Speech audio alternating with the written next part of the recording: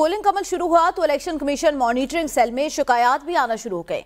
अब तक 25 शिकायत मौसूल हो चुके हैं। शिकायत पोलिंग ताखीर से शुरू होने के मुतालिक है।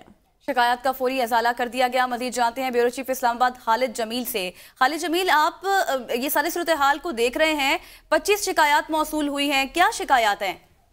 देखिए, बुनियादी तौर के ऊपर ये चारों सूबों से ये शिकायत आई हैं और इनमें बुनियादी शिकायत यही थी इब्तिदा में कि अभी तक पोलिंग स्टार्ट नहीं हो सकी। बेशतर मकामात के ऊपर जो ये शिकायत हैं उनमें पोलिंग अपने बरवक्त टाइम पर जो है कुछ शुरू नहीं हो सकी। लोग वहाँ पे कतार में मौजूद थे, खड़े थे, लेकिन कहीं अमला नहीं पहुंचा था और कहीं पे अमले ने अभी तक तैयारी मुकम्मल नहीं की थी, जिसकी वजह से पोलिंग स्टार्ट नहीं हो सकी और ये शिकायत आई है। इस वक्त इलेक्शन कमीशन में जो सेंट्रल मॉनिटरिंग कंट्रोल सेंटर है वहाँ पर चीफ इलेक्शन कमिश्नर खुद भी मौजूद हैं, बाकी मेंबरान भी हैं और आला हुक्काम इलेक्शन कमीशन के वो भी मौजूद हैं।